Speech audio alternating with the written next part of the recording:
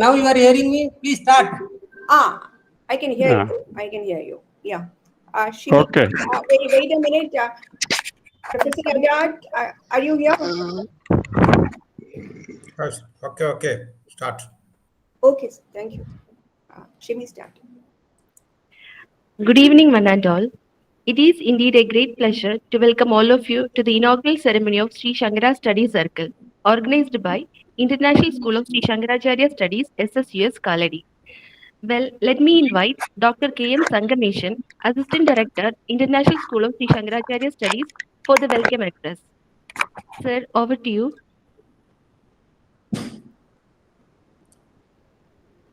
Okay. Good evening to one and all.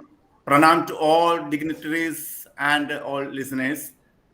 Dear friends, this is a significant moment to the International School of Sri Shankaracharya Studies. Here, now we are going to witness the inaugural function of the Sri Shankara Studies Circle, a new phase of action of the International School of Sri Shankaracharya Studies. One of the main activities of this study circle will be the reading and interpretation of the works of Sri Shankara.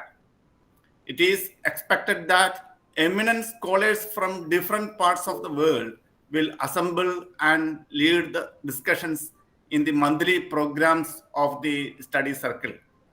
Today, the Sri Shankara Study Circle will be inaugurated by Professor Dharmaraj Adar, the Honorable Vice Chancellor of Sri Shankaracharya University of Sanskrit, Kaladi. Now he is with us. On behalf of the International School of Sri Shankaracharya Studies, I cordially welcome Professor Dharmaraj Adar.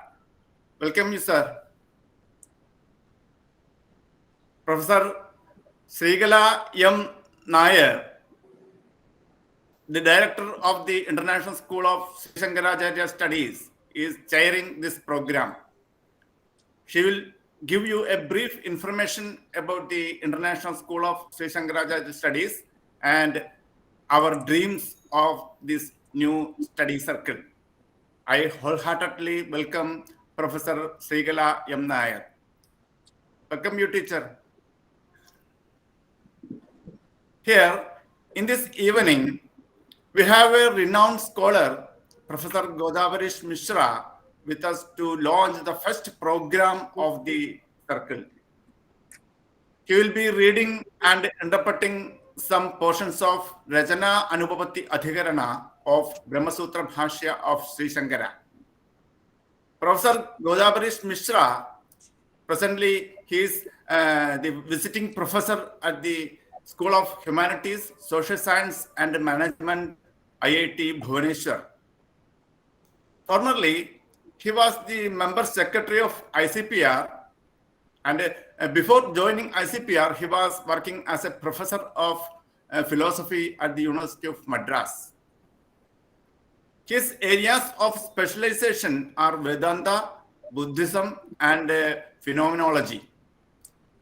Besides several books, Professor Mishra has more than 50 research papers on classical and contemporary Indian thought and comparative philosophy, published in national and international journals.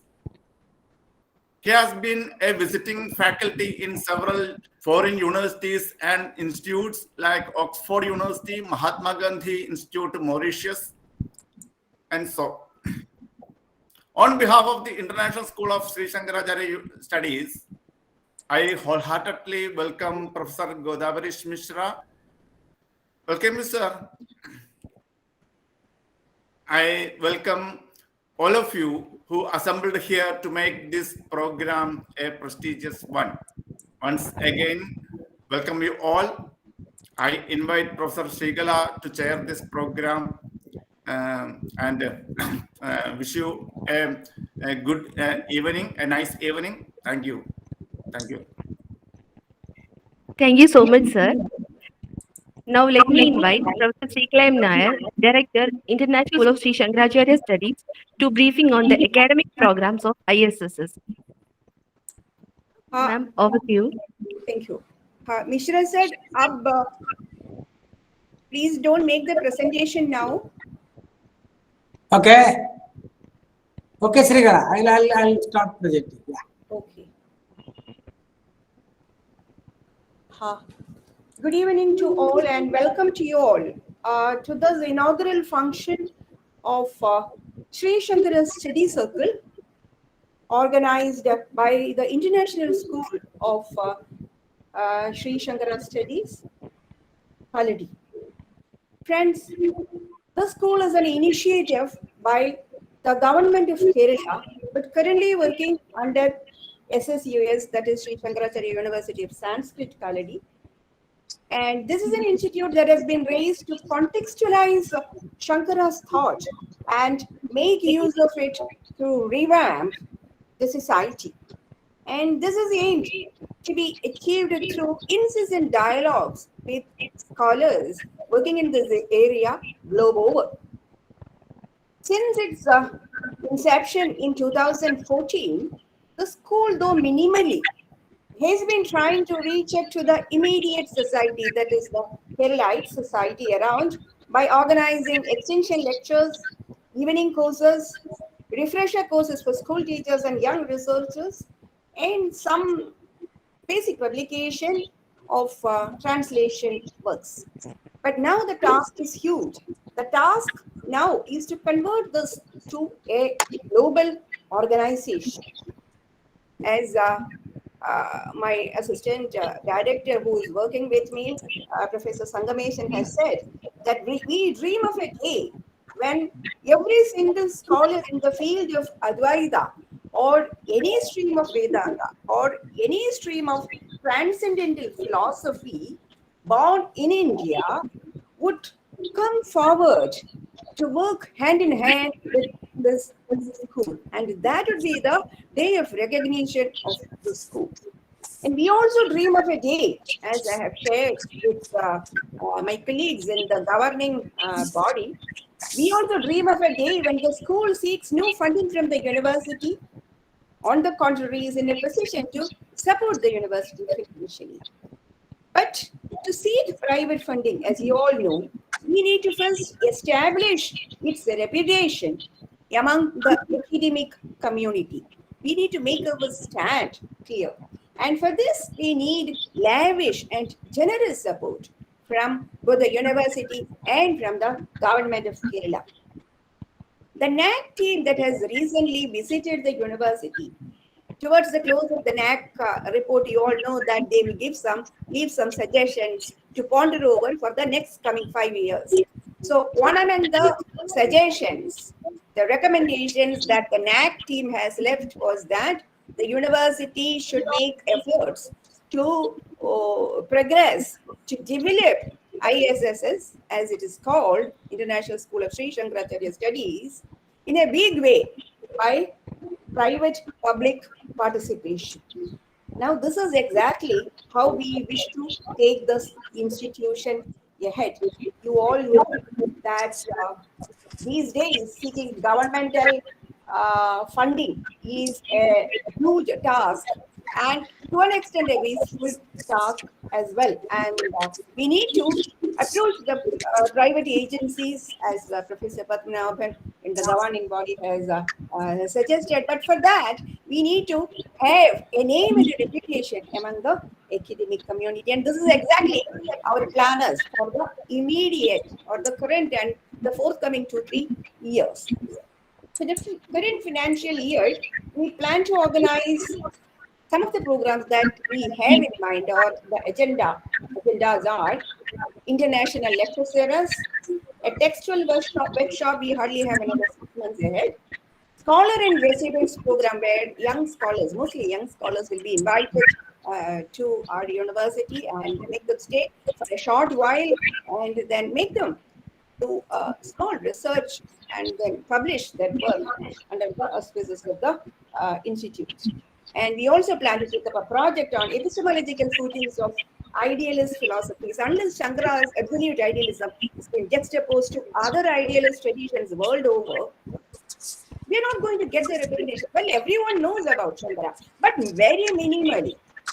And this is not sufficient, as Professor Mishra would know, that we need to do a lot of work in order to make the globe participate with the wisdom of our native wisdom, the wisdom of India. And we also have plans to organize Shastrardha Vicharas in other Sanskrit universities. We'll take our scholarship from here and then have debate with the scholars in another university. We will bear the travel of our own scholars, and the host institute will pay the, bear the hospitality charges, and this is the plan. And we also will have young scholars seminar competition. See, I'm very particular that whatever amount that we spend, 1/3 of it at least should be kept away for the benefit of the young scholars, because they are the future of the country, why the whole of the globe. And also some publication for which sufficient amount has been earmarked and submitted to the university. The other academic programs in the pipeline are translation projects, primarily from Sanskrit to English, and also from Sanskrit to certain selected regional languages, and primarily Hindi, of course, so that it reaches the community. And a project on the impact of Vedanta philosophy in the socio-cultural transformation of South India. You all know that all the streams of Vedanta were originated and nourished and survived in the southern part, the below the Vindhya hills, for several centuries, and they have become part and parcel of the lived world, the community of people here, and the socio-cultural impact that the Vedanta streams have made to the immediate community of South India is something that we need to study and assess. Also, credit courses will be offered in future for foreign university students, and we also plan to have, it's a big, huge dream. Starting a research journal is a very easy task, but then continuing it is the hardest one. But if everything seems conducive, then we might as well start a research journal. And fellowship for young scholars. We also plan to launch chairs of Vishishtadvaita, Dvaita, Madhyamaka, and also Mimamsa. See, without these schools, you cannot have meaningful study on Advaita Vedanta, because Advaita has, dialogically been progressed, been juxtaposed with these schools. So I suppose that we need to have these chairs, and Mimamsa chair in our university is a long, cherished dream of mine. Probably it'll materialize under the banner of the school. And Sri Shankara Archives is yet another plan that we have. And there are many, many more dreams. You can also share your ideas with us and write to me or to my colleagues.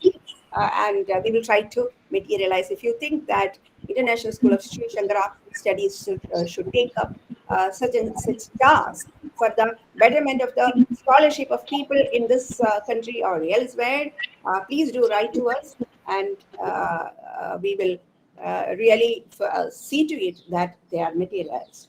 So to talk about today's study circle, we envisage it to be a global forum eventually, where original text will be read, explained, and discussed with a consistent group of scholars who, this is going to be a monthly affair, and there will be scholars participating from different parts of the globe who are erudite scholars, and we will sit together and will subsequently record it and put it in the YouTube for the youngsters to listen to this. So these days, people hesitate to get to the original text, and most of us are, be it the teachers or the student community, say, when the teachers don't read the original, how will we take the students to the original text?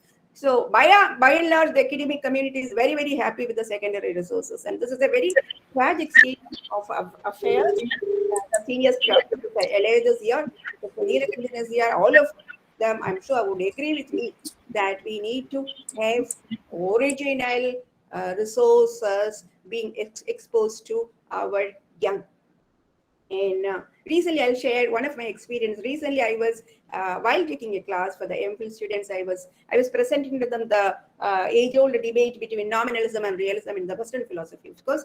And I happened to read one of the original text of Saint Anselm of 14th century with my students, and it was such a beautiful writing. As the whole community, we were moved to tears. So, such is the nature of the classical writing that we need to expose them to the young. So the study circle will help us, in fact, and as you know, as Indians, we have greater responsibility to the textual tradition. We know that we have some kind of a runa, a debt. We have what is called the Guru Runa. And this Guru Runa can be paid only by reading the text and studying them. And Swadhyaya is another Nitya Karma that we all need to attend to. So the study circle will help you fulfill these two tasks, which are in fact the part of our Nitya Karmas. And Swadhyaya, as I have said, is very, very significant. I always speak about the inherent relation between the three T's. I call it T trio: teacher, text, and the tradition. See, without the teacher, text is meaningless. And without the text, there is no teacher. Without the text and the tradition, the teacher can't speak anything. The teacher will have to speak about the text and based on the tradition. See, every teacher will have to sit on the shoulders of his predecessors. And so it is this, and without the text, and if you give the text to a student without the teacher, see, it is like, a coconut which has not been broken. He can't do anything with the text without the teacher, without the interpreter. And without the teacher and the text, what is the tradition? So these three are inherently related, particularly in the Vedanta tradition. You know that how Humanities have been highly made use of in the Vedantic tradition. So friends, if the study circle become instrumental in promoting the textual tradition of Vedanta, the other day Professor Elliot was speaking about the dilution of the Shastras, very true. And if the study circle help, at least in a minimal way, to impress the young that Shastra need to be approached with all seriousness, with all technicalities, then I think the mission would be fulfilled. And this would be a monthly affair, friends. And we plan to have it in every last Saturday. And it will be some original text, ideally belonging to Advaita Vedanta or any Vedanta stream. And it will be explained as today you are going to witness. It will be explained in English. And we will also have a discussion which will follow. So we will reach you with the details very soon. And we'll also plan to form a group, structure it in one of the social medias.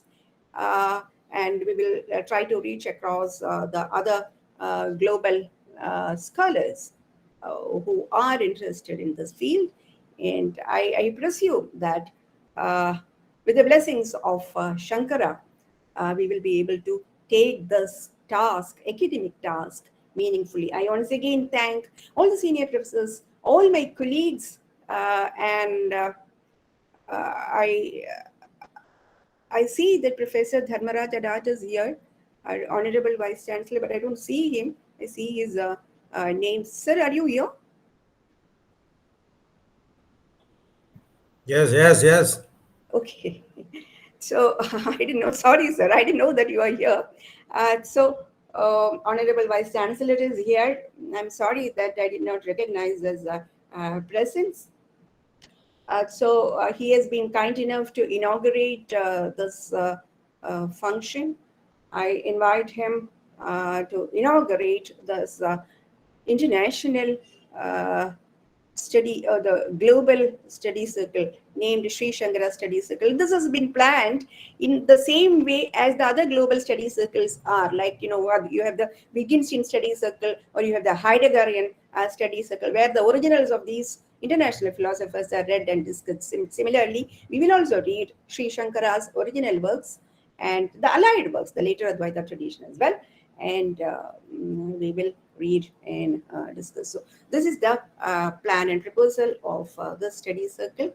I once again thank everyone for sparing your valuable time to come and encourage us, particularly the senior professors. And I also thank our Honorable Vice Chancellor to have spared his time and and attend here.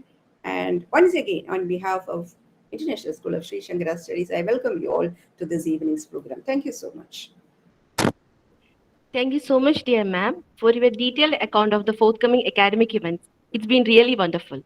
Well, let me have the pleasure to welcome Professor Dharmaraj Adat, our beloved Vice Chancellor, Sri Shankaracharya University of Sanskrit, for the inaugural speech of Sri Shankara Study Circle.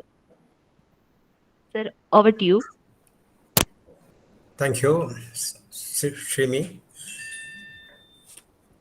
Respected Professor Mishra ji, Professor Srikala M. Nair, Director of ISSS, my teacher K.N. Ilayadu, I can see him, my colleague C.M. Nilakanthan, and Professor Tyagarajan is here, Assistant Director Sankameshan, and other professors and friends. This evening, a new venture under the banner of International School of Sri Shankaracharya Studies is getting inaugurated, Sri Shankara Study Circle. I am told by Srikala, the director, that this study circle is formed in the model of global study circles organized in the names of leading philosophers like Wittgenstein and Heidegger and others. I congratulate the team of International School of Sri Shankaracharya Studies for this great initiative. Acharya Sankara, as a thinker and philosopher, is known for resurrecting the Vedic knowledge and placing it in the strong foundation of Prasthanatraya. The interpretive tradition initiated by him has set a model for the later thinkers to come up with innovative ideas while staying all through within the textual tradition. This commitment to the textual tradition, referred to in the Brahma Sutra as Shastra Yonitvad, is a fundamental characteristic of Shankara. His creativity lies in establishing his targeted doctrine, Advaita, without deviating from the path chosen by his predecessors. Throughout in his writings, never you find him claiming that he is introducing a new thought. On the contrary, he is keen on citing the arguments placed by his predecessors along with textual support to establish the truth of Veda. Today, I learned that Professor Mishra ji will attend on Racanaa-aupapatti-adhikarana of Shankara Bhashya. It is wonderful to focus on original textual reading, and I presume that the students and researchers of our university will make the best benefit of this opportunity. these days, people prefer to confine themselves with secondary resources. This is a habit we should never encourage. Teachers should necessarily take their students to the original works and introduce them to the best of writings. Reading the original works will make an ocean of difference. I am happy that International School of Sri Sankara Studies has taken this initiative. You have heard the prospective plans of the school to take Advaita and other Vedanta streams ahead from the direction. I appreciate the initiative and enthusiasm of the crew to raise the school to a global level. I wish them all the best and assure all support from the university. With all your concern, I inaugurate this study circle and greet that this may grow out to be a global forum to discuss the philosophy of Shankaracharya as the organizers dreams of it. Once again, I wish all success to this study circle. Thank you. Thank you so much, dear sir, for your delightful talk. Now, with immense pleasure, let me invite Professor Godabarisha Mishra, Visiting Professor, School of Humanities, Social Sciences and Management, IIT Bhuvaneswar, Odisha, for the textual reading and interpretation of Racanaa-aupapatti-adhikarana of Saririkasutrabhasya of Shankara Bhagavatpaada. Sir, the floor is yours.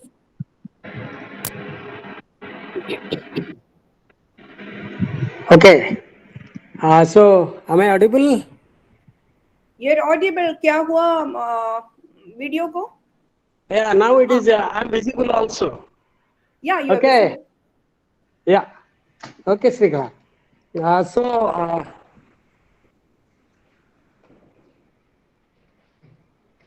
Just 1 second.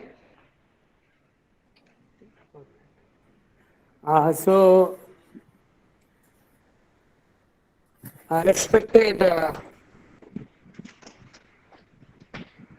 Professor Adat, my good friend, even Professor Adat is my friend. I knew him when he was the dean. And Professor K.N. Nilakandan Elayade, a great friend and a co-traveler in the journey of doing Advaita.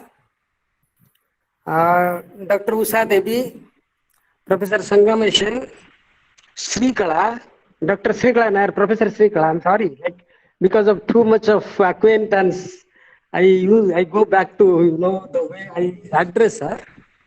And Professor Shiva, and all the respected audience that is here to in this inauguration of this International School of Sri Shankara Studies at the Sri Sankara University of Sanskrit at Keladi. Friends, I deem it a great privilege to be here in this function to give you a glance of this tradition which is brought about by Sri Shankara in this forum which Dr. Srikala has initiated at the university which goes with his name and from the land where he comes from. Friends, we have been thinking to launch some forum like this for a long time, and I had the occasion to talk with Dr. Srikala about this as to how we should have a forum to talk on, deliberate on, and debate and discuss about the writings of Sri Shankara. There are forums for Wittgenstein, Husserl, and many others in India. But we unfortunately do not have any such forum where we can talk on thinkers like Shankara.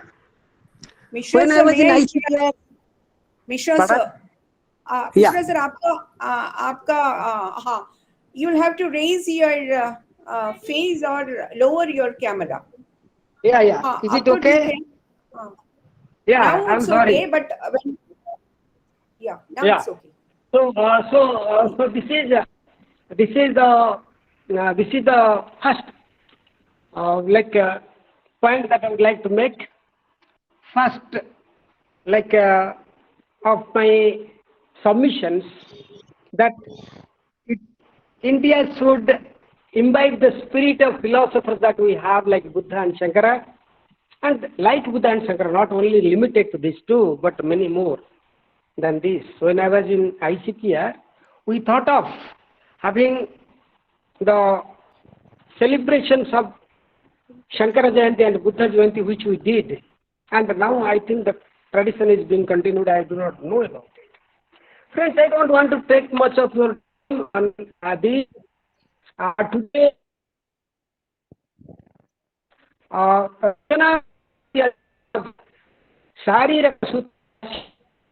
Saririkasutrabhasya. Friends, I start my talk with two invocatory verses, as is the tradition, and many of the participants are quite well acquainted with the tradition, like Professor Elayade. I'm very happy that Professor Elayade has given his time to be here, and many others. I know him, therefore I am speaking about him. I am also happy and grateful to Srikala for giving me this opportunity. With these things, let me start my talk. Shall I speak for next 40 minutes, Srikala? How much time you have? Yes, Sir. go ahead. You can speak for the next 40 minutes, and then we'll have the discussion. Okay. I start my talk today with two invocations from Dakshinamurti Stotra 1 of Shankara. The second, Ishwaro Gururatmeti Murti Bheda Vibhagine Vyomavad Vyapta Dehaya Dakshinamurtaye Namaha. Sankaram Shankaracharyam Keshavam Vadarayanam Sutrabhasya Kruto Vande Bhagavanto Punah Punah. Friends, I would start with the Abhyasa Bhashya quotation as to what is the Advaita Vedanta that Sankara wants to present before the world. Such a brilliant statement. I just would like to start with that. He says, Asya anartha hetoho prahanaya. Like he prefaces Adhyasa, and with that he prefaces Avidya, and then he says, the Asya anartha hetoho prahanaya Atmekatva Vidya Pratipattaye Sarve Vedantaha Arabhyante. यथा च अयम् अर्थः सर्वेषां वेदान्तानां तथा वयम् अस्यां शारीरकमीमांसायां प्रतिपादयिष्यामः. So with this, Sankara starts the Brahma Sutras with Athato Brahma Jigyasa, and it goes on. And today, what I am going to do before you is to bring before you the way Sankara has dealt with other systems of thought in order to establish his own thinking, that is Advaita, non-dualism. Okay, so now friends, in doing so, Sankara does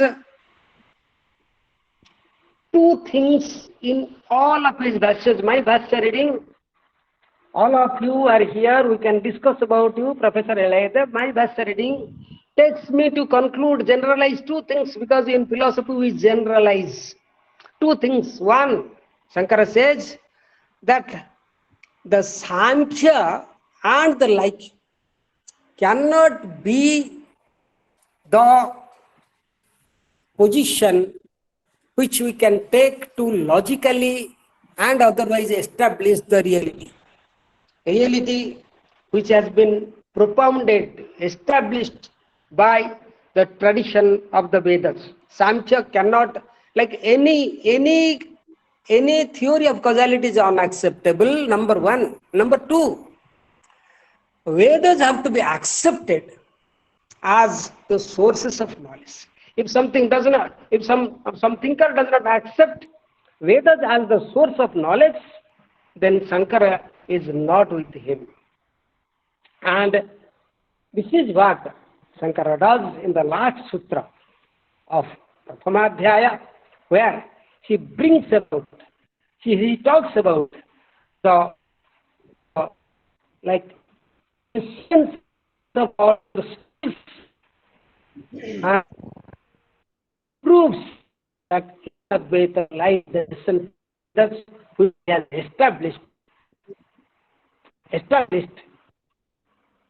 on the firm groundings of Shruti, Smriti and Tarka. And we have seen the three prasthanas that he has given. And today, I would like to invite you to the way Sankara is trying to deal with the Samkhya system. And friends, as you know, Samkhya, Yoga are allied systems, evolved, developed a theory of evolution and a metaphysical theory. Yoga accepted the Samkhya theory of evolution and metaphysics, and Samkhya accepts Yoga theory of discipline to a greater extent. Out of the schools, Samkhya does not believe in the existence of God. Yoga believes in God. And coming to the Brahma Sutras, the Brahma Sutras were written by Vadarayana Vyasa, and it contains, the book contains 4 chapters. That is Samanvayadhyaya, that reconciles the different Upanishadic passages and shows that all of them have their purport in Brahman Atman. The second is Avirodhadhyaya. There is no conflict among the different Upanishadic passages. Here is found the refutation of schools which are opposed to the central teachings of the Upanishads. Avirodhadhyaya, there is no Avirodha. Then Sadhanadhyaya, that is means by which Brahman can be realized. And Phaladhyaya, it talks about the nature of liberation and liberated schools. And now I would like to give you a small format of the Brahma Sutras. It has 555 sutras, each, and it has 4 adhyayas. I have told you, each adhyaya has 4 parts, padas, and each pada consists of several adhikaranas or subdivisions. Each adhikarana or section contains 1 or more sutras. And what is a sutra? Sutra, all of you know, but for those who do not know, I would like to present what a sutra, definition of sutra, that is alpaksharam asandigdham saravat viswatomukham astobham anabadhyam cha sutram sutra vido viduhu. A sutra is brief or a concise presentation, that which is free from doubts. Asandigdham saravat contains the essence of the important factors, and viswatomukham deals with all aspects. Astobham, free from repetition and free from faults. Anabadhyam cha sutram sutra vidu viduhu. And what is a bhashya? I don't want to talk more about it because the time is short. Sutrartho varnyate yatra vakyaihi sutra anusarivihi swapadani cha varnyante bhashyam bhashya vido viduhu. Then, what is adhikarana? Adhikarana is Vishaya, Vishayashchaiva, Purvapakshas Tathottaram, Nirnayascheti Panchangam, Shastre Adhikaranam Smritam. I like, I presuppose that all of you know about it. Therefore, I don't want to discuss this in detail because the time is short, given time, and I'm very ambitious to speak before you the whole Racanaa-aupapatti-adhikarana. All of you know, those who have studied Vedanta know, even the Racanaa-aupapatti-adhikarana takes more than 3-4 hours to read, learn and understand. So therefore, anyway, little ambitious project today because Srikala wanted me to speak on this to an audience, mostly students. So I thought, let me give you some inkling, some points of the Racanaa-aupapatti-adhikarana. As I told you, this is the second adhyaya, second pada, and sutras are Tarka Pada, which is Sutra 1 to 45 Sutra. In the Tarka Pada, Shankara deals with 7 schools which are known to him during mainly main schools which he was acquainted with. There are many systems he knew, but the 7 he thought he should deal with, examine. I don't say refutation. Tarka, examine to establish the view which he thought is the view of the traditional Upanishads. Following Badarayana, he seems to have made a sequence. There is a sequence, please understand. Please see. There is first he is taking Samkhya, then he is taking Vaisheshika, then he is taking the Vaisheshikas are Ardha Vainashikas, then Vainashikas, then Jaina. It goes on. There is a sequence. I would like to bring before you, this tradition of sequencing. In Advaita, everything is same. Why should you do a sequencing gradation? That tradition even is echoed by the great bard of the country, Kalidasa. He says, I would like to bring before you something from Kalidasa for your better understanding why such a sequence and giving so much importance to Samkhya. Kalidasa, when the writes in Kumarasambhavam, when Shiva is greeting all the people in his marriage, Himalaya has given a big reception, and Shiva is greeting the people those who have come to see him after his marriage. Shiva and Parvati are on the dais, and how Shiva is greeting the people, Kalidasa writes. I am talking about the gradation, why Shankara is doing gradation, echoing from Kalidasa's poetry. Kalidasa says, Kampena murdhna satapatra yonim vacha harim vrutrahanam smidena bhukshepa matrena suran asesan sambhavayamasa yatha prasiddham sambhavayamasa. He greeted people as per their rank and file. What he did? Kampena murdhna satapatra yonim. He just nodded his head when he called Brahma. Vacha harim. He said, when Vishnu came, he said, hello, how are you? Vrutrahanam smitena, and he smiled at Indra. And Bhukshepa matrena, Bhukampa matrena suran asesan, all other gods, he just inkling of the eye, he greeted them. That is what Kalidasa writes. Same thing here. What Shankara does, not Sankara. Badarayana has done. He has made a gradation of schools. These are the schools we should talk about, examine. And he takes Samkhya school first. And why Samkhya school?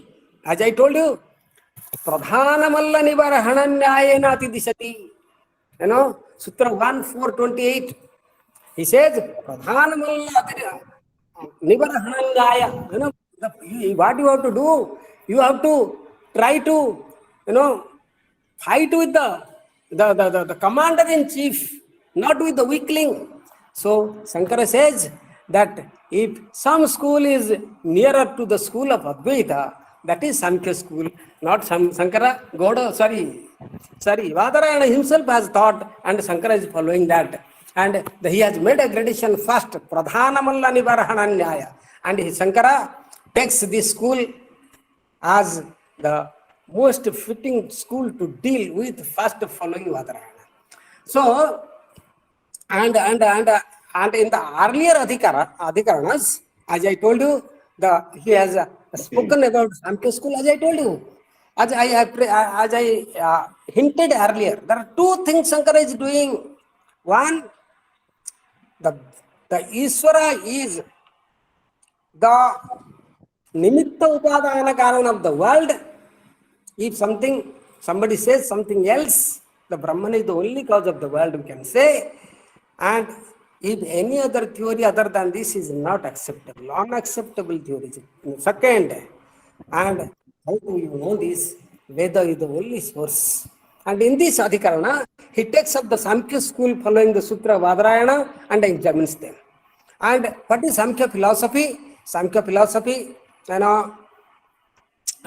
Sankhya philosophy, even Acharya considered that is one of the greatest philosophy, because one of the most scholarly, profound sage like Kapila has accepted this, and this is accepted by the Mahajanas.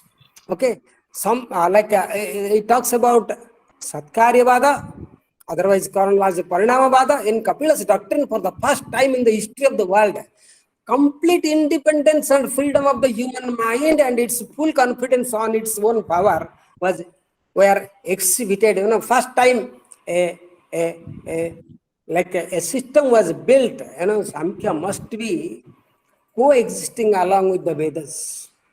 So the word Samkhya comes from the word Samkhya, which means enumeration, and Samkhya also means reflection, ratiocination, and Samyak khyate, gyate, anena iti Samkhyam. Okay, so the word also, Bhavatikara says, Samkhya, it can mean a person who is a philosopher. Samkhya, Samyak buddhi vaidikitaya vartate iti Samkhya. So, Sankhya Siddhanta. So, this is what? It is dualistic and realistic and accepted two realities, namely Purusha and Prakriti. The nature of Purusha and Prakriti is diametrically opposed to each other. The Purusha is by its very nature intelligent and inactive, while Prakriti is by very nature is material and active. Still two interact, and the interaction is responsible for the evolution of Prakriti. The Prakriti is the primordial matter, and it is the source out of which whole world evolves. The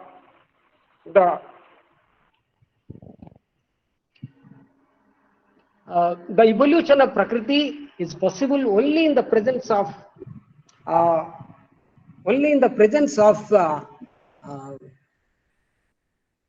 Purusha. Purusha is inactive, but his mere presence activates Prakriti. Akarta kintu karayita. Like the example is the magnet. The presence of a magnet, the iron fillings move. So also in the presence of Purusha, Prakriti gets activated. Prakriti is dynamic, changing always. Prakriti is the prime cause of the world and is mutable.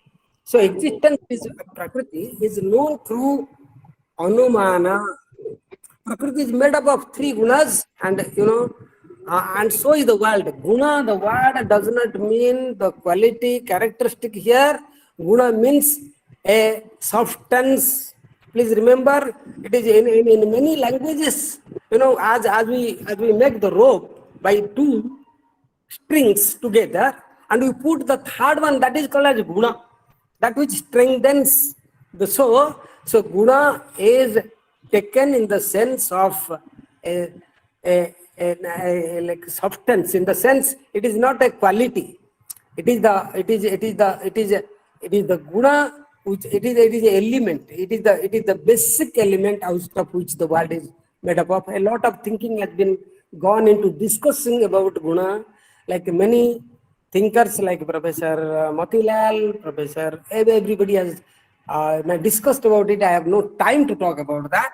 But this is the word, it means a constituent. It means a constituent, like you don't have to translate it as substance, but it is the basic constituent of making a substance or a thing. Before the world is evolved, Prakriti is in the state of equilibrium, and in the sense that all the three gunas are not agitated, are in the equilibrium state. But when the equilibrium is upset, evolution takes place. When the evolution has taken place, one of the three glues become predominant in the effects. Evolution of the world and dissolution of the world alternate like day and night. So we cannot say which is creation is first or the dissolution is first. Now, why should evolution take place? For whose benefit? It is for the benefit of the Purusha. It takes place. So, like Purusha is a karta, but he is a bhokta. Evolution, according to Samkhya, is purposive. Association of Purusha with Prakriti is bondage. Dissociation, therefore, is liberation. And for this sake, Prakriti evolves into the world.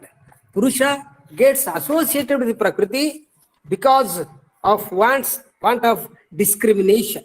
Both Prakriti and Purusha are equally eternal and real. Now, both Prakriti and Purusha, there is a you can make a chart. I prepared a chart, but I'm not able to show that in my laptop today because of some problem there. One more thing that I would like to tell before I come to this the portion, the Bhashya written by Sankara. Very often scholars think that Samkhya Prakriti is the same as Advaita Maya. There is Mayam to Prakritim Vidyat, Mainantu Maheswaram. But I would like to tell this audience that this is the misunderstanding which Professor Dayakrishna also had. And Professor Malkani wrote an article as a rejoinder to Professor Dayakrishna's article on this, that Advaita has been like borrowing many things from Samkhya school, and so is the concept of Maya. But then Malkani has answered that, and I have written an article recently on this particular problematic. And so there is a radical difference between Maya as understood in Advaita and Prakriti as understood in Samkhya system. Prakriti is eternal and real and exists independently of Purusha, while Maya is not eternal. It is anirvachaniya, and it is anirvachaniya as real and unreal, and does not exist independently or independent of Brahman. So now I come to the Adhikarana. This is called as Racanaa-aupapatti-adhikarana. I give a small preface, like a prelude to this sutra. What is happening here? According to Advaita, Ishvara is the abhinna nimitta upadana karana of the world. Like, I'm sorry if I'm not able to make sense to those who do not know Sanskrit. He is the cause, is both nimitta karana and upadana karana of the world, the material cause and the efficient cause of the world. According to Samkhya, the only Prakriti is the upadana karana of the world. There is no necessity for efficient cause at all. Now, the sutra comes, Rachana cannot be the cause of the world because we observe certain design, Rachana, a certain plan or scheme in the world. We observe a kind of order. This Rachana implies a designer, a planner behind. The designer must be an intelligent principle. And therefore, Sankara says that it is not possible for us to accept the Samkhya Pradhana as the cause of the world. Let me read Sankara for better understanding of this problematic in the way Sankara himself has presented. Okay. Sankara says, yes, giving a prelude to this particular sutra, that Racanaa-aupapatti he nanumanam, Sankara says, Yadyapi idam vedanta bhakyanam aidam pariyam nirupaitam sastram pravruttam na tarka sastravat kevalabhihi yuktibihi kanchit saddhantam sadhaitum dusaitum va pravruttam tathapi vedanta bhakyani vyachakshanaihi सम्यक दर्शन प्रतिपक्ष भूतानि सांख्यादि दर्शनानि निराकरणीयानि इति तदर्थः परः पादः प्रवर्तते. So first adhyaya is over, second adhyaya prathama pada is over. Now Sankara is giving a preface to this particular pada called Tarka Pada. He says, Yadyapi idam Vedanta Vakyanam Aidam Paryam Nirupaitam Sastram Prabhuttam, even though the Shastra, the scriptures, not scriptures, I don't translate Shastras or Vedas as scriptures because scripture is having the word scripture means something else in the West. So I would like to say the source text.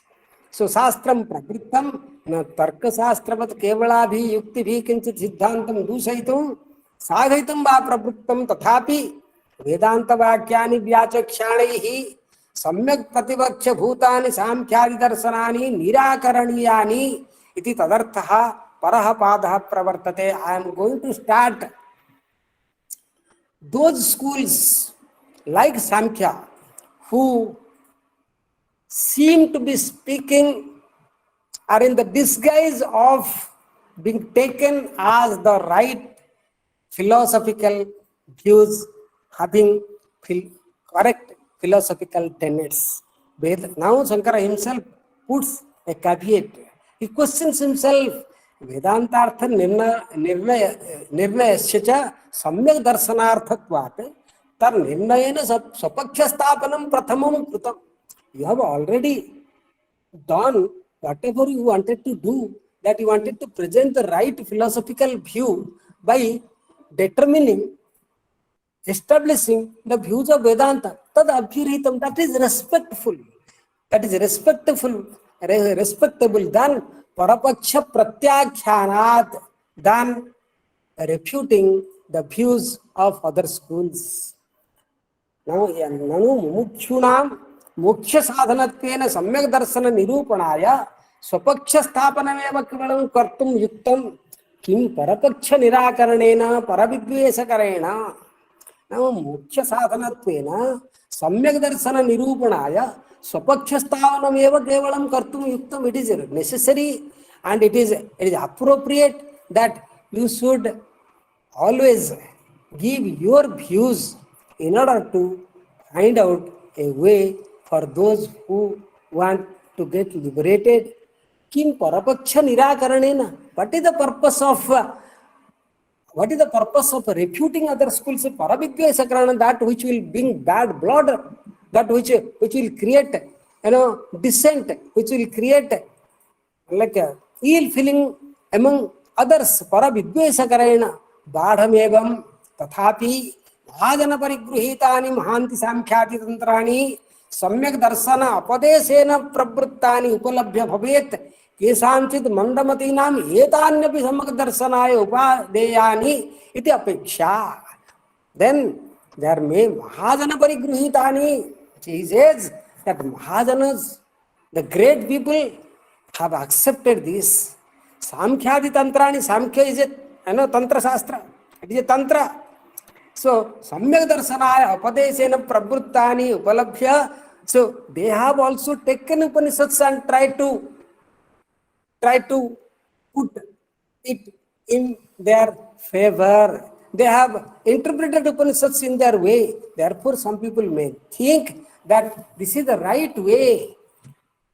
Tatha juktigadhatva sambhavena sarvajna bhashitatvacha shraddhata chesu. And some people might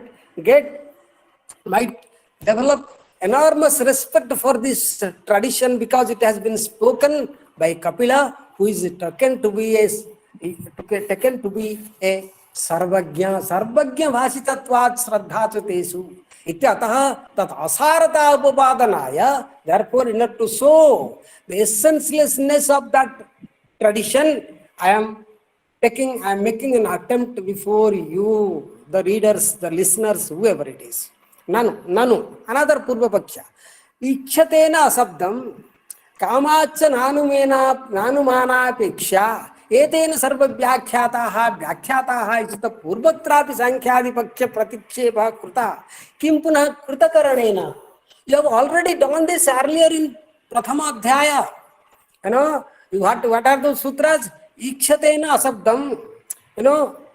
Since ikṣata, aikṣata, so aikṣata. There is a sutra called so aikṣata. Okay. Now, ikhyatena sabdam. So what is this? What is this sutra means? This sutra number 115. Prathama adhikarana.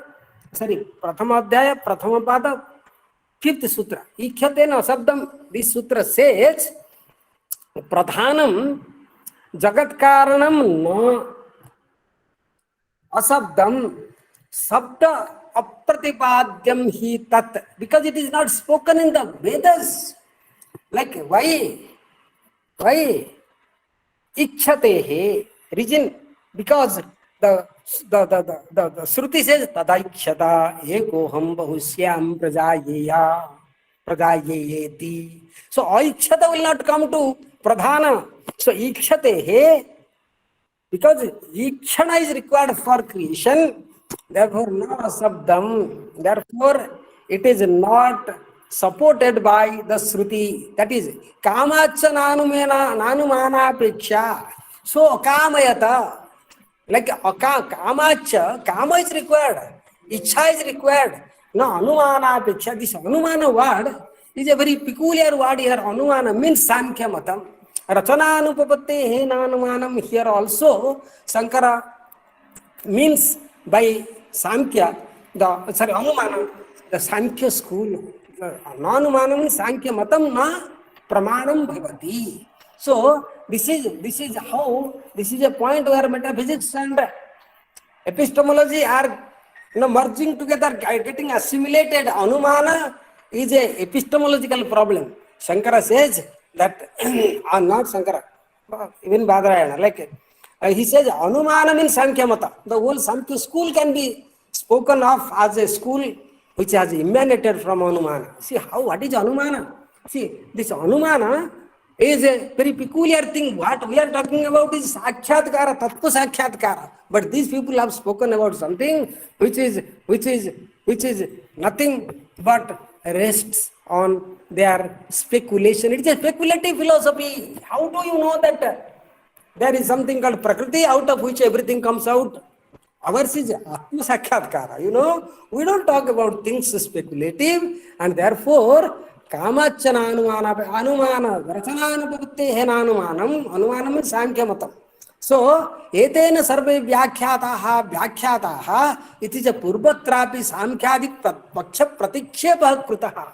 You have already etena sarve vyakhyaataha. By doing this, whatever we have done, sarve means survey means all the schools starting from Anu, Asatva and Asatwadi Karanavadaha Vyakhyataha Nirakrutattvena Vyakhyataha. We have already done away with it. So etena sarve Vyakhyataha 3 sutras.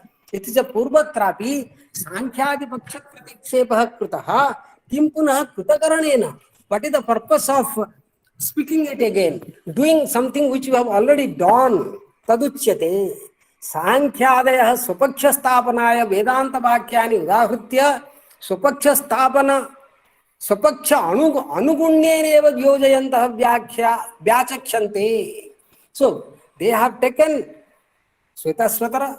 There are many Upanishads, Prasna, Katha, where you can find a lot of Sankhya material, and most like this is one of the schools which is very less read. However much, and many things which are not known. I will be telling about this if time permits today. Another 10 minutes. Srikala, shall I take? Yes, sir. Please go ahead. Yeah. So I will show you how Sankara has spoken about Sankhya school, which is not available to us today. Sankara is talking about many Sankhya schools, and in Mahabharata you get the references to many Sankhya schools, which Sankhya teachers, especially the Charaka says, I am grateful to my teacher Panchashika, who has learnt the Sankhya system from Kapila. So in our tradition, the science and the philosophy are not distanced from each other, not different from each other. They are taken to be one system. Therefore, we say Shastra. Everything comes under the word Shastra. So he says, so tesam Yat Vyakhyanam tad Vyakhyana Bhasam. It is not the real Vyakhyana, it is Vyakhyana Abhasa. So now Samyak Vyakhyanam, not the correct explanation. Iti etavata purvam kritam. All that I have done is to show that whatever this, like explanation of the Vedic statements, whatever corroboration they have taken from the Vedic tradition is only a semblance, not the real things. It is an illusion they have presented before the world that we are Vedic. They are not Vedic. Yatu Bhakya Nirapeksha. Without taking resort to the Vakyas, Veda Vakyas, Swatantraha tad yukti pratisiddha kriyate iti esha visheshaha. So what I am doing is I am refuting their views on the basis of logic, and this is the speciality of this tradition. Now now we come to Racanaa-aupapatti-adhikarana, because design cannot be accounted for. Therefore, Anumana, that is the Sankhya school, should not be spoken of as the right view for understanding the causality of the world. They cannot call, because we have design, Rachana, a plan and the scheme in the world. We observe a certain. So, Rachana implies a designer, a planner behind, and therefore, since the Rachana cannot be accounted for, we cannot take the Pradhana to be the how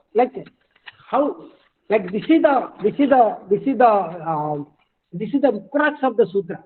The Pradhana is said to be the first cause of the world, and this is a material cause, and cannot be. Therefore, Sankara says that it cannot be the cause of the world, because it has no avenue for being the efficient cause. Okay, so Pradhana can never be the first cause of the world. So Pradhana can never be the first cause of the world. First cause of the world. Just a minute, Srikala.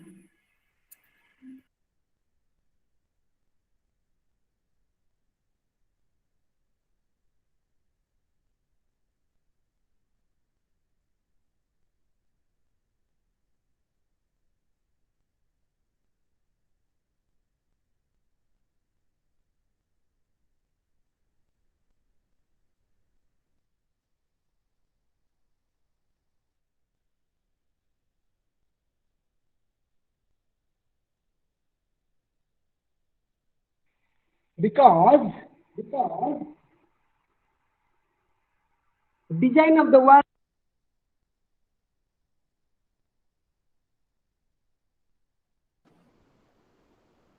Unmute your mic, sir. Unmute your mic. Just a minute. Not opening. I get to show them this. Huh? How to?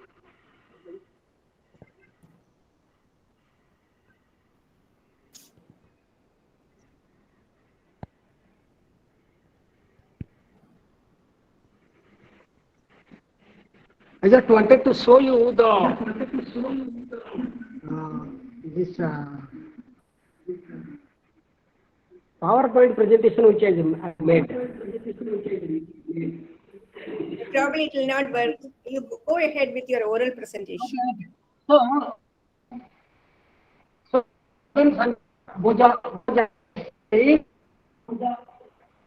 तत्र सांख्यः घटसर्वसरागादयः भेदाः अन्यमानः वृद्धिमं तथा सर्वेव बाह्य आज्ञा अन्यमान Audio is not clear.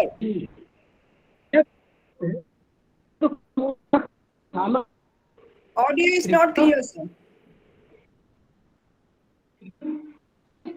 Hello? Yes. Yeah, now it's better. Go ahead.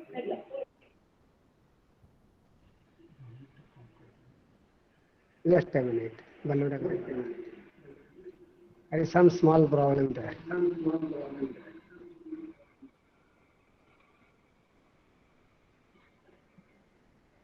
I think you should drop the idea of showing the PowerPoint. Okay. You can.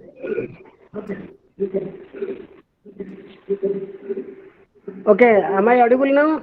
Okay. Yeah. Okay. So,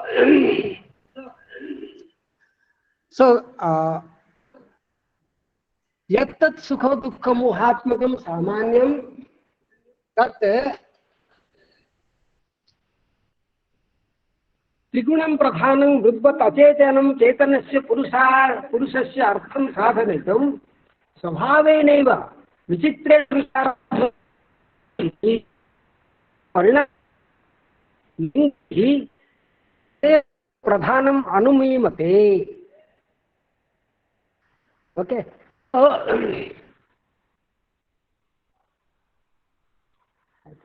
1 minute, Srikala.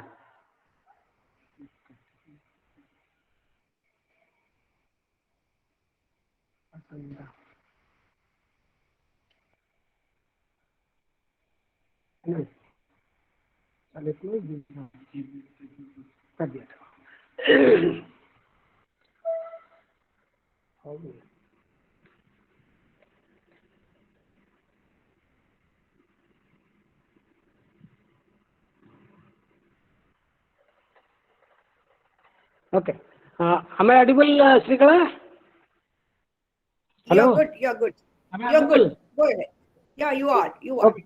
So, तत्र वदामः यदि दृष्टान्तबलेन एतत् निरूप्यते न अचेतनं लोके चेतनाधिष्ठानं स्वतन्त्रं किञ्चित् विशिष्टपुरुषार्थनिवर्तन समर्थान् विकारान् विरचय दृष्टं गेह प्रासाद शयनासन विहार भूम्यादयैः लोके प्रज्ञावद्भिः शिल्पिभिः यथाकालं सुख दुःख प्राप्ति परिहार योग्याः रचिताः दृश्यन्ते तदेदं यगत अखिलं पृथिव्यादि नाना कर्म फल उपभोग्यं बाह्यं आध्यात्मिकं त शरीरादि नाना जात्यान्वितं प्रतिनियत अवयव विन्यासम अनेक कर्म फल अनुभव अधिष्ठानं दृश्यमानं प्रज्ञाविद्भिः संभाविततमैः शिल्पिभिः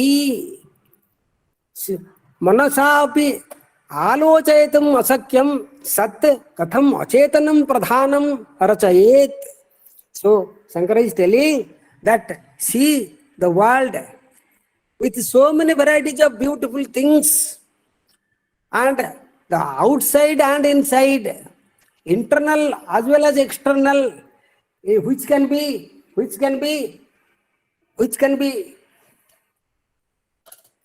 just a minute, Srila. Is it coming? That is gone. Huh? Okay, I'll take it from here.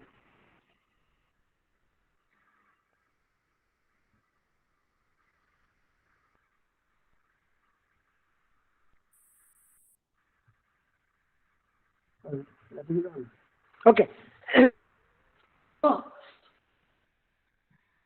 लोष्ट्रपाषाणेषु अदृष्टत्वात् मृदादिष्वपि Kumbhkar अधिष्ठितेषु विशिष्टाकारा रचना दृश्यते. तद्वत् प्रधानस्यापि चेतनांतर अधिष्ठानत्व प्रसंगः. So Sankara says that mृदादिष्वपि, even in the clay, what you need is the potter to make the pot.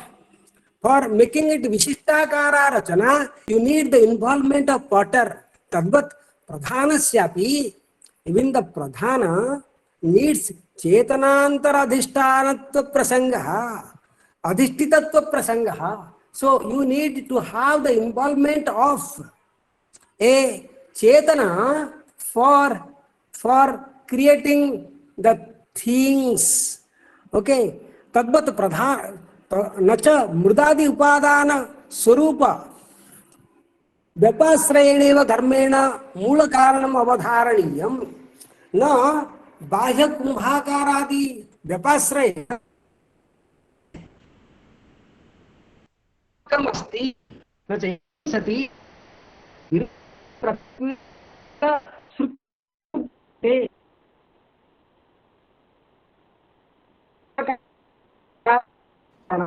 Audio is gone. नाचेतन जगत कारणम अनुमातव्यम भवति. You are any conscious sentient entity, sufficient cause of the creation.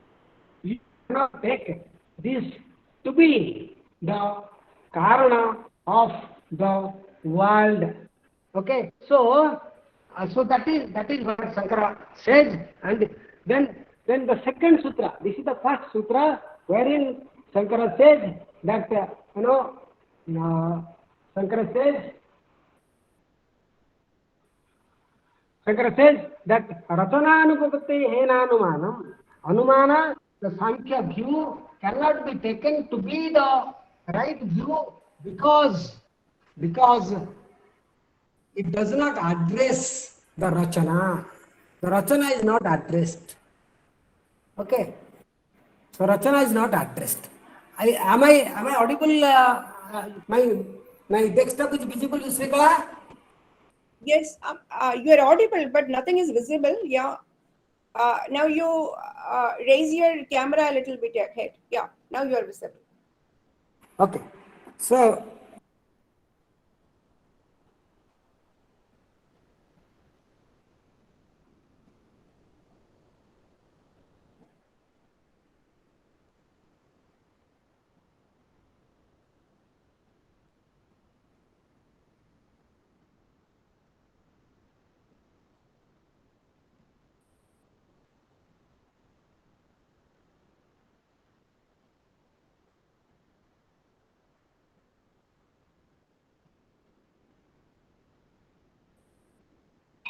Sir, could you unmute your mic? okay. Now I come to the second sutra. I think stop that now. Stop that it is not. You are presenting. Are you able to see the screen now? We are seeing the screen, but screen pe kuch nahi hai. There's nothing in the screen. Some problem in the some. Like, ab chhodiye, stop making presentation. So the second sutra is Pravrutescha. The second sutra is because of lack of desire or volition on the part of the first cause of the world, the creation is not possible. So this is the second sutra, that is where Sankara says that the creation, a certain cognition or desire or volition is required on the part of the first cause to be the cause of the world, to create the world. But this desire to create the world is not possible in the case of the Prakriti, which is material, because clay does not have any tendency to create the pot since it is material. So that is what Sankara says, that desire or volition can be attributed only to an intelligent agent, and this tendency to create is possible only for him. Then Sankara, I quote Sankara, he says, Astam tavat yam rachana tat siddhyarthaya pravrittihi samyavasthanat prachuti sattvarja tamasam angangi bhava rupapatti vishitta karyabhimukhi pravrittita sapi na acetanasya pradhanasya swatantrasya upapadyate. That is not possible in case of pradhana, because you have to account for angangi, everything in the world. You say sattva, rajas and tamas we accept, but tell us how there is, who made this sattva to be predominant in certain things and rajas to be predominant in certain other things, and how did it happen? That is not given in your scheme of saying that pradhana is the cause of the world. Nanu chetanasyapi pravrittihi kevalatvam na drushta. You may say only consciousness cannot create the world. You are telling that Brahman is the cause of the world. Is it possible for the consciousness alone to create the world? Satyam etat. Tathapi chetana sanjuktasya rathadehe acetanasya pravrittihi drushta. But we are telling, suppose there is a ratha, there is a requirement for chetana sanyoga. No, chetana sanjuktasya chetanasya pravrittihi drushta, natu acetanasya sanjuktasya chetanasya pravrittihi drushta. We are accepting that chetana alone is not capable of any action without the association of any achetana. Kim punaha atra yuktam yasmin pravrittihi drushta tasya sa yat samprati uktam drushta tasya seti. Nanu yasmin drishyate pravrittihi tasyaiva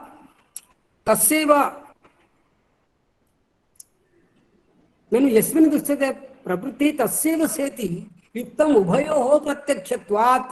नतु प्रवृत्ति आश्रयत्वेन केवल चेतनः रथादिवत् प्रत्यक्षः. प्रवृत्ति आश्रय देहादि संयुक्तस्यैव तु चेतनस्य सद्भाव सिद्धिः केवल अचेतन रथादेः वैलक्षण्यं जीवदेहस्य दृष्टमिति. अतएव time is not there, I can explain all these things. अतएव च प्रत्यक्षे देहे सति दर्शनात् असति च अदर्शने देहस्यैव चैतन्यमपीति लोकायतिकाः प्रतिपन्नाः. तस्मात्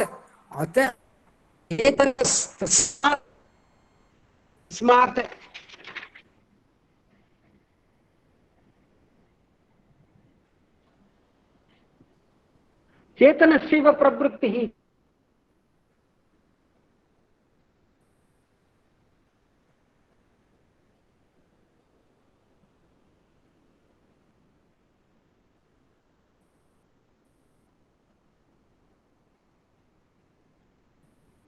Now I go to the third sutra. I don't know how much I have reached you. The first sutra says design is not possible for an unconscious insentient entity like pradhana. Second sutra says there is no ichha, there is no possibility of having any pravritti. Therefore, it is not possible to assign creativity in the case of creation to pradhana. The third sutra is the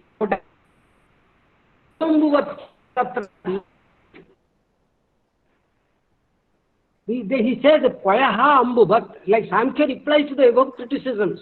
You say that Prakriti is not the first cause, since Rachana and Pravritti are impossible in its case, but spontaneous creation is possible. Spontaneous creation is possible in case of Prakriti, and that is how the creation has taken place.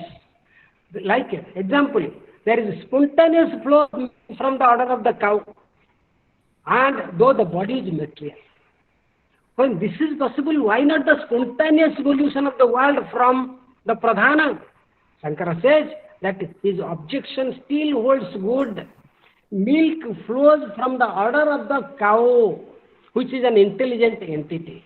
Even the flow of the river, which you are telling, Ambu, flow of the river is controlled by an intelligent agent. It is not spontaneous, so our objection holds good.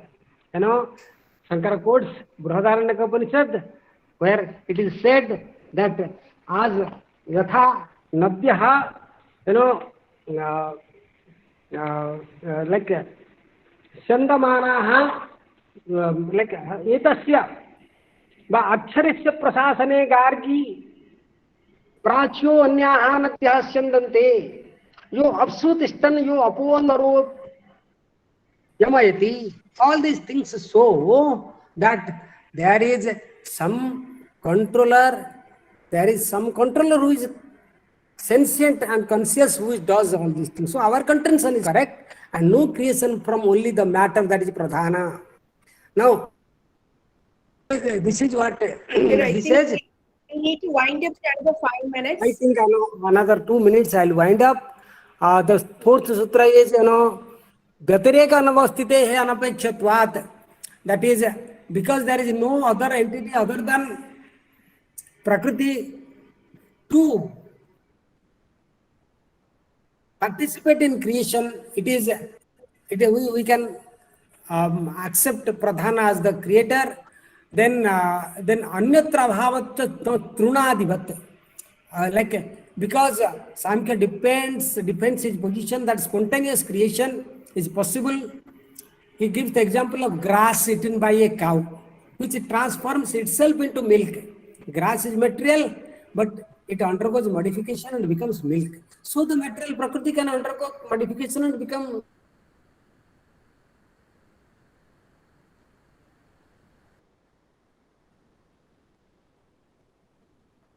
because it is associated with a conscious entity, not unconscious.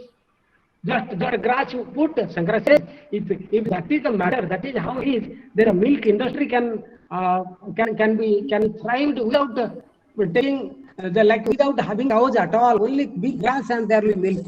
So abhyuga may be artha bhavat. Then you say if it is a spontaneous creation, then there will be no purpose to be fulfilled. Any spontaneous creation is purposeless. Like iron spontaneously acquires rust and it has no purpose that is fulfilled by that.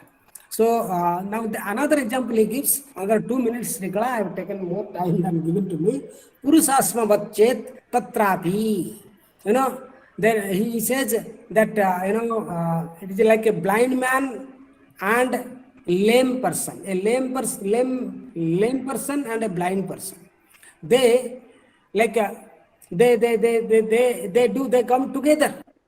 Like the blind man cannot act, the lame man cannot act, the blind man cannot see. So as they have, they can together do something. Similarly, the Prakriti in the presence of Purusha does certain things.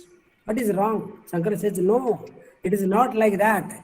It is like how can there be any relation between two entities whose natures are totally different from each other? And according to you, Purusha is Udasina. So your analogy is unsound. It is not like lame man and blind man. Angitva-aupapatti. You cannot say how there is Sankhya 3 gunas, one is subordinate, another is principal. How does it become? How does the principal and subordinate relation comes? Who imputes it? Who gives it? Who propels it inside that?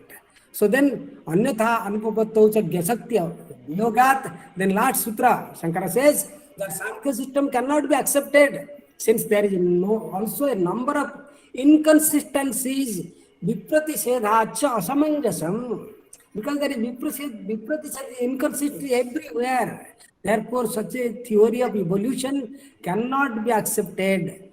I quote Sankara, Paraspara Virodhashayam Sankhyanam Abhyuvagamaha. This Sankhya view is completely contradicting to one another. Kvachit saptendriyani anukramantu, kvachit ekadasa. Sometimes they say there are 7 indriyas, sometimes they say 11 indriyas. See, Sankara was aware of many Sankhya systems than that we have now. That he has not written because his whole project is to establish Advaita. But he is talking about many schools. No research has been done on this. Which, like there is a school which says that the tactual perception, the Tvak Indriya, represents all the Gyanendriyas and the Karmendriyas and Manas. 7 Indriyas. We do not know which school talks about that. No research has been done. Tatha kvachit mahataha tanmatra sargam upadesanti kvachit ahankara. Sometimes they say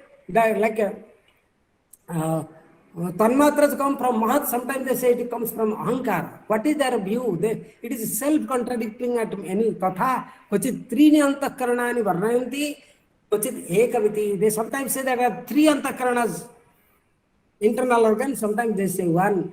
See, all these things needs a lot of research, and I have done some work on this. I don't have time today, otherwise I could have presented this matter. I have taken up in my one of my essays I am writing for Ranjan Panda. So this is what is yet to be researched out. Samkhya school is one of the most important schools in Indian philosophy. Prasiddha eva tu srutya Ishvara karanavadinya virodha tat anuvartinya tu smrutya. The Samkhya school is is opposed to the views of the Shruti, which talks about Ishvara Karanavada, tad anuvartinya cha smrutya, and the Smriti, that which follows from the Shruti. So therefore, tasmadapi asamanjasam sankhyanam darsanam iti. Therefore, Sankhya darsana is totally inconsistent a school of philosophizing. Thank you very much. And if there is any question, I'm sorry I have taken a little more time than given, because my laptop did not support me. And I wanted to show you all these things which I spoke.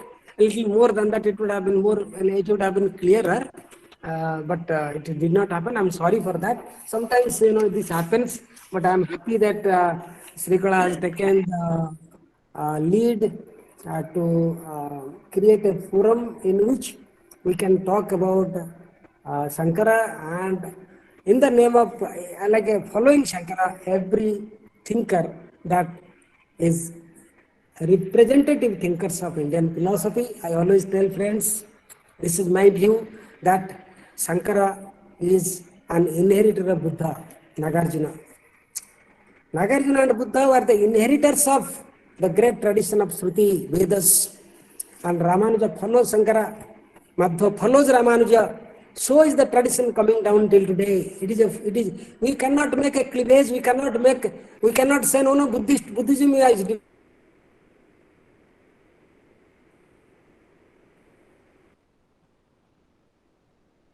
the greatness of it goes to the greatness of Ambedkar, who has put all these Jaina, Buddha, and Hinduism under one umbrella. That is the greatness he has done. I always feel all these systems are the systems under one umbrella. That is the Vedic Sanatanic tradition, which is known as Hinduism today, and all are participants with different thinking, different tenets, different representations of the reality, and everybody should be accepted as to what in whatever they have presented as their worldview of their thinking, their that they have found out, contemplated upon. That is why this is the darsana, and manana, nididhyasana, and sravana is there in all the tradition, and darsana comes out of it. Some other time we'll have some other occasion to talk about particular sutras in great detail, because it takes a lot of time. Brahma Sutra is not like 10 sutras you cannot give in 1 hour. It is not possible. I think I'm a little more ambitious, and I should have given only the first sutra. Anyway, this is what is the view of Shankara in refuting the Samkhya school, which is an independent school of Indian philosophy, was thriving on parallel lines, and also certain meeting points with that is the Vedic tradition. Thank you, Srikala, for this opportunity. I invite questions and comments on whatever I have spoken, if time permits. Thank you, Professor Mishra, for that wonderful exposition. Of course, the audio did not help. The technology part was a bit weak, but otherwise we really enjoyed, particularly the original text where you spoke how Shankara has declined the design argument of the Sankhyas, and also how the pradhana cannot have the kama or the ichha, and also the inherent internal contradictions with which the Sankhya has been troubled, which has been highlighted beautifully by Shankara, how systematic has been his refutation, that we will have to seek from him how to refute some. And I invite questions. I suppose you have two questions in the chat box, one from Devasya and another by Belkote Sridhar. Would you like to read it by yourself, or can I read it for you? You please read it for me. Devasya asks, can we say that the pradhana or the prakriti function in Sankhya is analogous to that of Ishvara in the Shankara Advaita? So probably pradhana he can be identified with Ishvara in Sankhya. No, Srikala, the answer is very simple because Ishvara is conscious. No, Devasya is Ishvara, Pradhana is not conscious. Pradhana is not sentient. Pradhana does not have any consciousness. Pradhana is material, and it evolves only in the presence of consciousness. So that is why we cannot have Ishvara as like Ishvara cannot be spoken of as. You put off your other system, Mishra ji.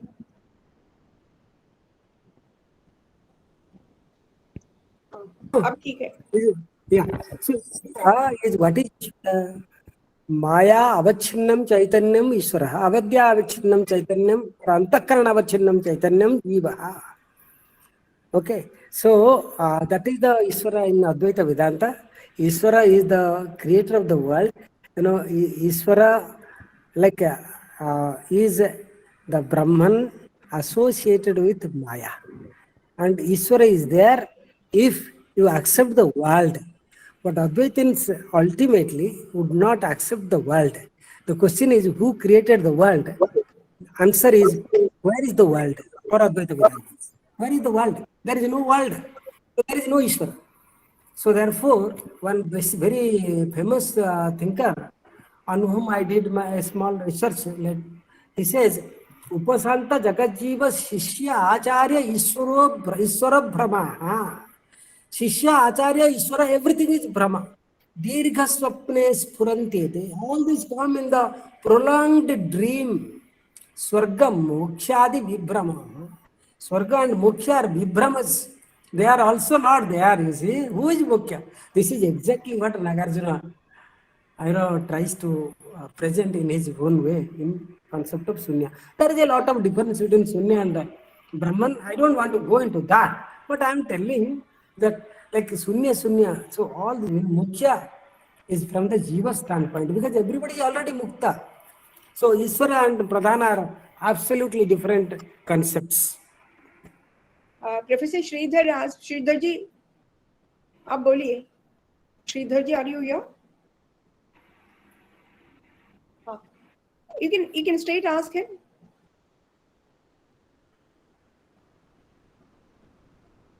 Unmute.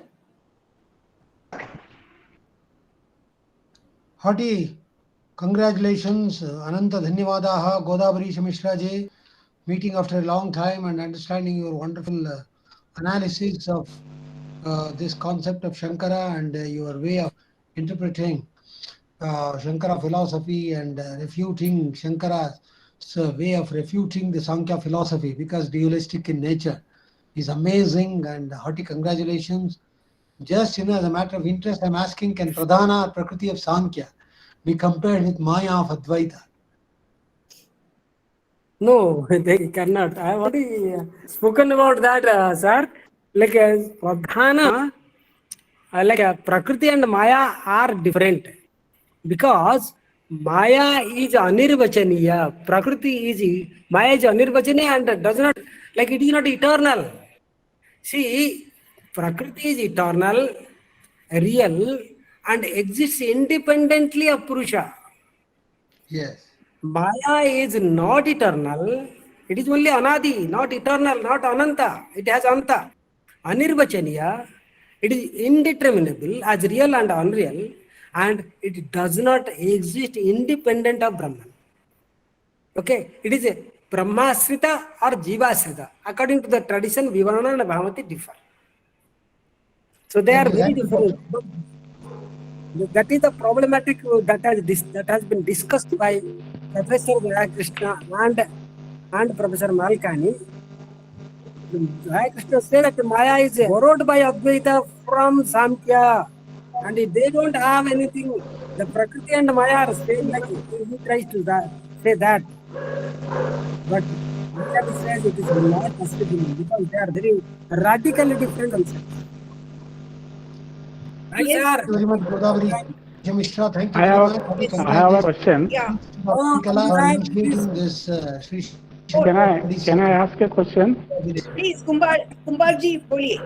Madam, I enjoyed Professor Mishra's lecture. He's a friend of mine. It was a very interesting discussion. He explained how Advaita philosophy, Sankhya philosophy, they are struggling each other.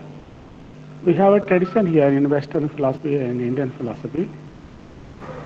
Dvaita, Advaita, Vishishtadvaita, Dvaita, Advaita, Shakti Vishishtadvaita. And in Western countries like Descartes, Spinoza, Leibniz, and Hegel, like that. What they are doing, if you observe all these things, they are all struggling for what? To give a coherent account of the reality. So far as Shankaracharya and Madhvacharya, their experience is concerned, experience of the reality is concerned, there is no question. When they put their experiences, mystical experiences into the language, then they are using the logic. So they are struggling with the logical concepts, not with the experiences. So in a scientific field, one's theory is given and the later theory has criticized the earlier one and later theory again criticized the later one, so they don't stick up to the older one. For example, Earth was the center of the universe. It was accepted for a longer time. Later on, Sun is the center of the universe. It is earlier theory was discarded and later theory is accepted. Like that, even here also, Dvaita, Advaita, Vishishtadvaita, they were criticizing the earlier theory and holding their own theory.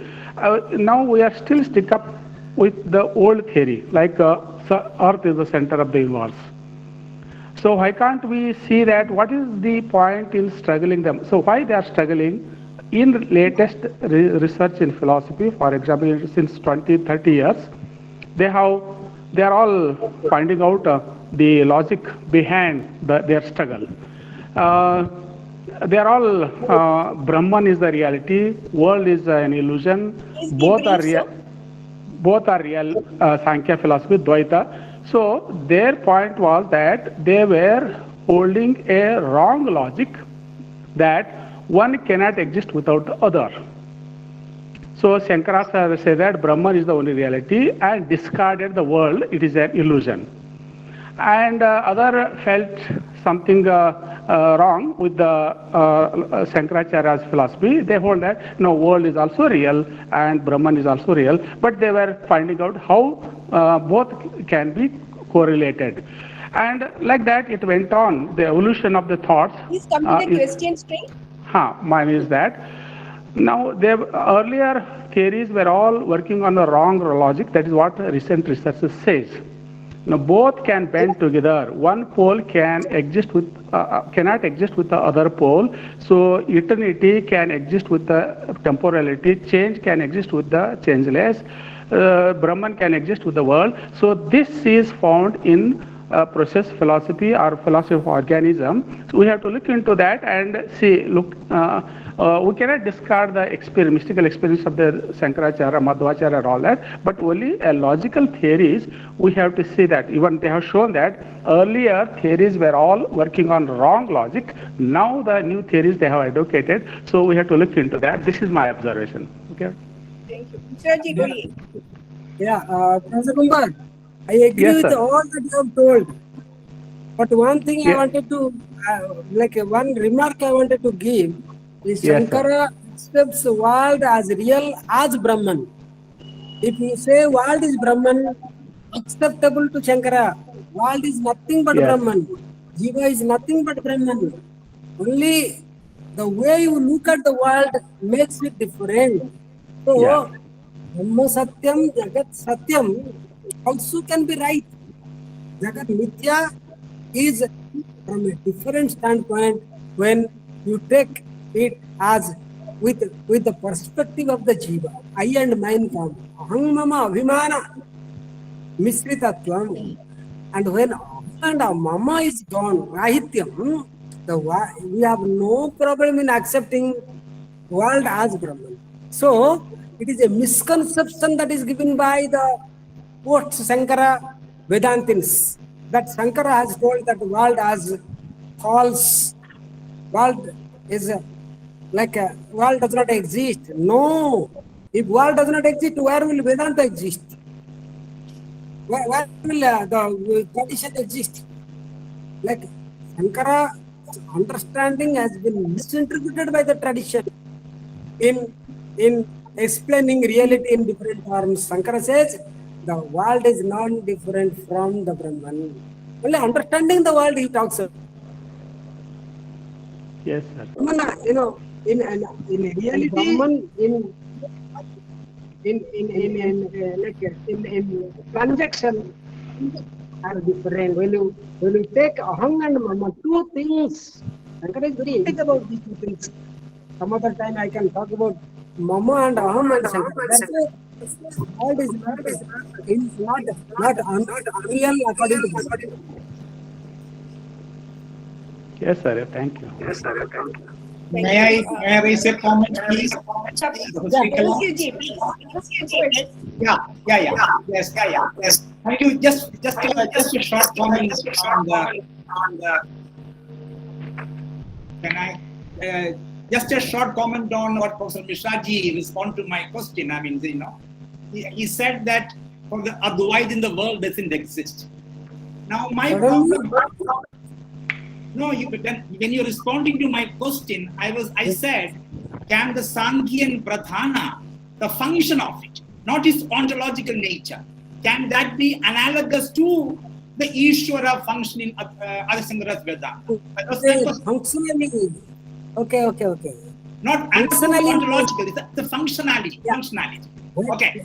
So in that context, you said you made a beautiful comment, maybe unconsciously. You said that for the Advaita Vedantis of Adisankaracharya's tradition, the world doesn't exist. Beautiful. Brahma Satya. And I remember in Vedanta Paribhasha, Brahma Bhinnam Sarvam Mithya. Beautiful. I think it is said beautiful. Now, sir, this is my problem. As a student of Adisankaracharya, we have these three levels of discourse or reality. And we shift from one level to the other level. What I say is that, the Pradibhasika, the Vyavaharika, and Paramarthika. And that, I call it category mystic. And that is the problem. I think one needs to encounter this. Now, if you tell me that there is no world, I agree. In Sushupti mode, there is no world. Not even me, in a sense, a Devasya.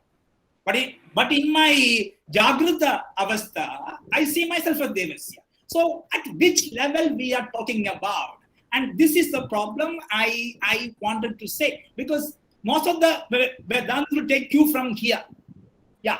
So I like to go into this further. If we say Adhyasa is the primordial condition for my linguisticality as a person, even this is false. Adhyasa. Adhyasa. Okay, if Adhyasa is beautifully Sankaracharya in his Adhyasa-bhashya. Adhyasa is the primordial condition. If that is the condition, even when I say I am Brahman, Aham Brahmasmi, Brahman is the only reality, even that is, it's not going to be true absolutely. So this is my problem. Is there a cure, therapeutic Advaitic cure to help me as a student of Advaita Vedanta to not shift my focus? Yeah. Professor Devasya, like a very nice comment. But I would like to tell you that Pratibhasika is given as a paradigm for Vyavaharika. Essentially, Pratibhasika, even in Pratibhasika Satya, what we see and what it is are totally different. And that is the criteria, that is the categorization. It's not a category mistake. If the categorization is taken only from Vyavaharika and Pratibhasika, let us not go to Paravartika, because no discourse is possible as far as Paravartika is concerned. Yes. Therefore, Yes. what is to be understood is Vyavaharika. What is the criteria? What is the category available to us to understand this Vyavaharika is Pratibhasika. And therefore, essentially, see in Pratibhasika what is happening. In the snake, what is truth is the rope. So, what is now, snake is true or false? Snake is true as far as it is a rope, because it is only Drishti Veda. So there is no category mistake. Drishti Veda. So Vyavaharika is true as Paramarthika. It is the shifting, as Professor Balasubramanian always tells, I always miss him as far as the explanations are concerned. He gets beautiful ideas. I do remember him. No, I do I remember. always tell you that increasingly I feel how great my professors are. Like Professor Vijnathan, one epitome of Advaita Vedanta, like, walking library. Anything you can ask. Even now he is 84 years. I call him, sir, I have a doubt here, one word. He will tell you and resolve. Kalyaneswara Shastri, all these people, how? So the problem is only between, like Gyate Dvaitam Navidyate. It is the Mahavakya that Godapada gives. Once known, the snake is not there. The duality does not exist. That is the Paramartha Tattva. Okay? So there is only that. Therefore, functionally, what you have asked, beautiful comment you have made, functionally, is Iswara not same? Does Iswara not have the affinity with Pradhana? No. Prakriti? No. Another way, Iswara takes Prakriti for creation. Iswara has Prakriti as like a creation of Maya. Maya has three gunas, we accept. But that is resorted to, that becomes the material cause for the Iswara, who is the efficient cause to create the world. So Pradhana, like functionally also they are different. Pradhana creates by itself. That is why Sankara says, Gyasakti Viyogat Sutra. The Angangi, like Angitva Anupapatte. Time was not there. It would have been, 4 hours, which I condensed into 1 hour. And like, Ramakrishna Bhatt sir, please, my coffee, Bhatt sir. Professor, Yes. Professor Godabarisha Mishra ji. Yeah. Professor Godabarish Mishra ji, बहुत धन्यवाद है। रचना अनुपत्ति अधिकरण के बारे में जो आपका class है, वंडरफुल है, वेरी गुड क्लास, वंडरफुल। और इसके लिए आपको बहुत बहुत धन्यवाद दे रहा हूँ, हार्दिक धन्यवाद दे रहा हूँ। नमस्कार, प्रणाम। Thank you, Professor Ramakrishna. Thanks a lot. Bhatt sir, എന്തെങ്കിലും ചോദ്യം ഉണ്ടോ? Discussion? Srikala, can I one or two? Sir, ഒരു minute. Bhatt sir, എന്തെങ്കിലും ചോദ്യം ഉണ്ടോ? ചോദ്യം ഇതാണ്, പാരമാർത്ഥിക ഇതെല്ലാം ഇവിടുത്തെ ഈ रचनानुपत्ति अधिकरण के और उसमें रचनानुपत्ति इस अधिकरण में पारमार्थिक है और व्यावहारिक है, प्रातिभाषिक है, इस शब्द का विचार ही नहीं है, वो अलग बात है। और एक बात है, वो रघुनाथ जी जो है, रघुनाथ भट्ट जी जो है, आपको क्वेश्चन पूछे हैं प्रकृति और माया।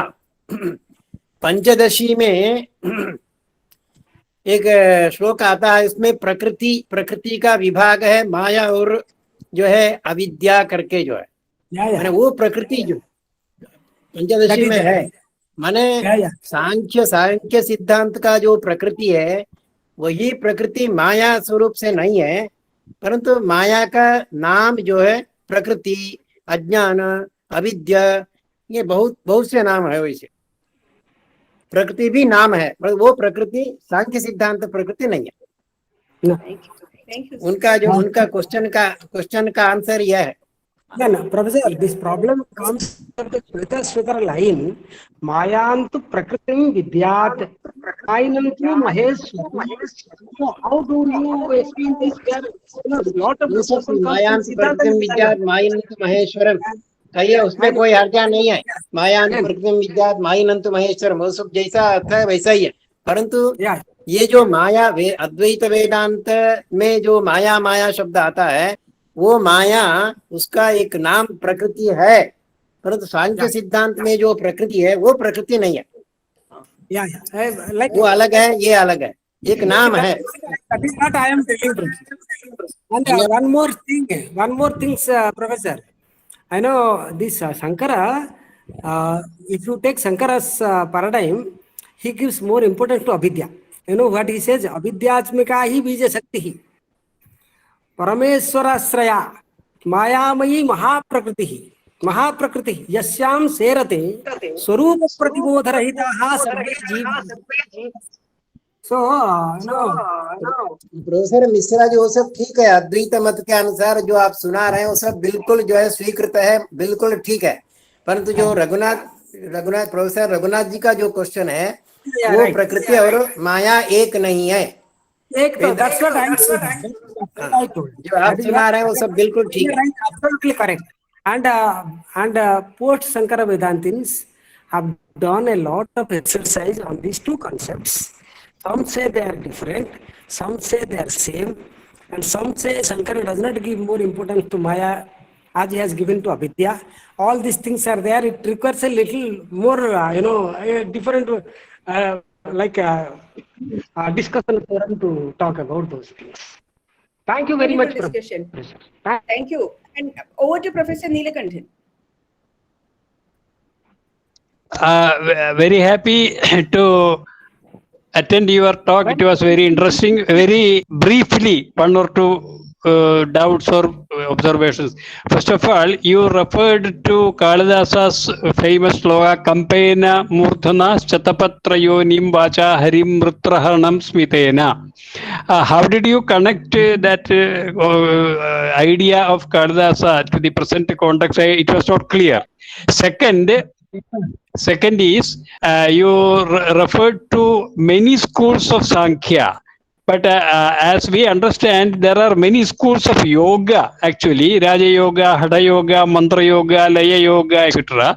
But is there any reference to many schools of Sankhya apart from Kapila?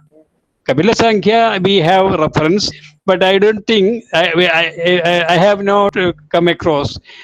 Third is, that is very Ardha Vainashikas and Vainashikas you have referred to, and actually there is difference of opinion regarding the reference of Sankara. So what is your opinion? These three things I want to know, or for the discussion of all of us. Thank you. Very good. So the first point is very important. I think the Kampena Murdana, I think that is clear. Just to gradation, the human world is such a world of imperfection. We always grade. There is nothing called so-called, the real sense of socialism is a myth. We always grade people. Like even the gradation is inherent to the world of human beings. That is what I wanted to tell. And that is why I quoted him, Kalidasa, that how he is also not greeting everybody in the similar way, in citing the similar example of Shiva. That is one thing. The second question that which you asked, Professor, is it your observation or this particular comment? Is it your observation, or is it supported by any commentary of Kalidasa or any other? Thank you. See, what is happening is gradation. I am talking about Krama, the type of greeting he does. Okay. The second question is very important, Professor. You have asked first question is also important, but not that important like the second question. Like how many schools of Samkhya are there? See, most of the Samkhya treatises are lost. For example, one Sashti Tantra we get today, which was found out from China. A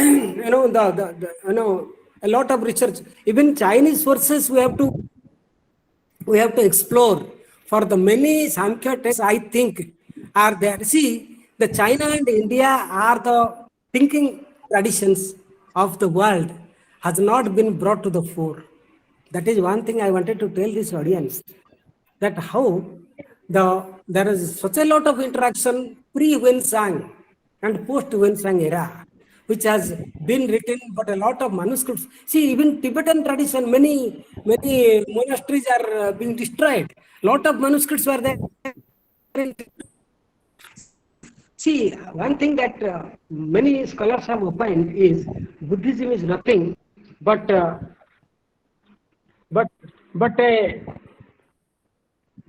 Buddhism is nothing but an offshoot of Samkhya system. Many people say.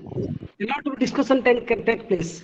And you see, the science, as I was telling, Panchasika is referred by Charaka. And Charaka refers to all the Samkhyas. He does it as Tantra. So, and another main source is Mahabharata. Mahabharata talks about many Samkhya teachers, and each are independent of the other. Therefore, Saptendriyani Ekadas Kutra Saptendriyani Vyachakhyante Kutra Ekadas iti. Three types of mind, one mind. See, we have not been able to go into the mysteriosity of Samkhya to unravel these mysterious things which Sankara is talking about and which are there in Mahabharata. Just as a references, he is talking Kapila. See, Kapila becomes a very important speaker, interlocutor in Mahabharata. And many things are asked to him and he answers. And we don't have corresponding Samkhya treatises from what we get from the Mahabharata. Therefore, only Ishvara Krishna, even Sankhya Sutras are lost. Like we don't have the Samkhya Sutras. The Samkhya Sutras available are written in 11th, 12th century. So, to map the philosophical outline of the school is difficult. Like because it is not available, because most of the schools have those which are Sankhya practitioners, like even Buddha in Tripitaka, like Pali, we don't find much about Sankhya, even though he has spoken about how, like later Buddhist scholars have spoken about this refutation of Sankhya school, but we don't find Gautama telling anything about it. So it is a very important school to talk about. Sankhya school, like as a representative school, which has a parallel tradition of the Vedas, which always my teacher, Professor R.B. says that it is a Vedic tradition. It is neither Vedic nor non-Vedic. But it allied with Vedas later on. So all that has to be looked into. I liked your reference, the intervention in that particular thing. Thank you very much. You have two questions in the chat box. Can I read it for you quickly? Yeah, please. Do you think that any Western philosopher share Sri Shankara's view? You can quickly answer. Bradley, Thank you. And Nivedita. Srikala, many people from around the country, those who have gone like a generation before us to do research abroad, like Surya Narayana Shastri, this is Sankara and Bradley. Ganeshwara Mishra, Sankara and Bradley. And Professor Saha used to talk about Sankara and Bradley also. So, and there are many, like modern scholars, they have not discussed about this particular problematic, but Ramanuja and Spinoza, Sankara and Bradley, they have similar views. Like world view, I want to tell, but when you take the Shruti, which is Sankara's fort, Sankara keeps that at the fore in doing philosophizing, in doing philosophy. Like we cannot bring them to to show the exact affinity, but they are similar. Thank you. And yet another question, Nivedita, she says, what is the peculiarity of Shankara Bhashya more prevalent than other commentaries? She's asking probably, why is it that Shankara Bhashya is more prevalent than other commentaries? If you answer Very good question. This is a method of good question. interpretation, can you Sankara. mention one? See, wait a minute, I haven't completed. Can you mention one or two instances with references to Dvaita and Vishishtadvaita interpretation? So probably what Nivedita is asking is, why is it that Shankara Bhashya, Brahma Sutra Shankara Bhashya is more popular than the other interpretations? Yes. Very, very good question. Wonderful question. Like, I like this question. Like, this is a question which is simple but very profound in its meaning, because why is Sankara Bhashya so important? Why is Sankara so important? As I told you, everybody after Sankara is following Sankara. And Sankara follows the tradition which was available before him, Nagarjuna. Buddha. He says, Naitat Buddhena. You know, I always told, I think you might remember, I say Sankara is a radical, he's coming down heavily upon Buddha, which Godabarisha is not doing. Godabarisha is telling, Etat Buddhena Naitat Buddhena Vasitam. You know, Tambande Dipadam Baram. I'm just prefacing my answer. See, two things about Shankara. Two things. One is language. None other than Sankara have put the thing so clearly. If somebody knows a little, if somebody knows Malayalam, does not need to know Sanskrit, he can understand Sankara Bhashya without knowing Sanskrit. I'm telling you. Just read carefully, mindfully. You see, that language is so profound, you know, prasanna. That is one of the reasons, major reasons for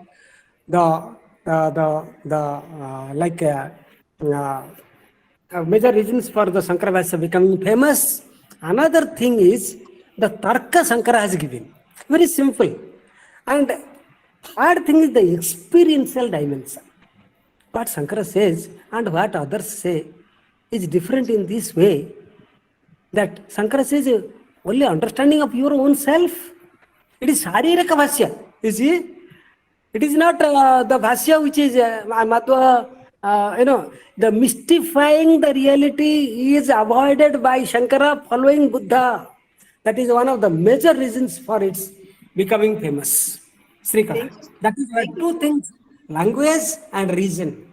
Reason is so profound, so nice, so lucid, you know. But sometimes I you know, as an Advaitin, I have all like respect everything for Sankara, but that does not mean I cannot criticize Sankara as a teacher in philosophy department, a philosopher, somebody who is doing philosophy in some way. I have my reservations about Sankara in certain ways. That is a different forum is required, lecture is required, because I have to speak like something which I did not like about Sankara is a different thing. That I don't want to bring it here.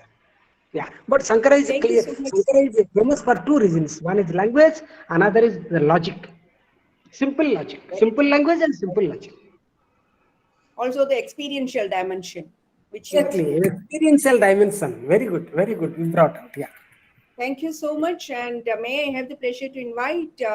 I presume that there are no more questions, and the discussion was beautiful, particularly what Professor Ramakrishna Bhatt and Professor Neelakanthan, Professor Devasya, all of them, Professor Melikote Sridhar.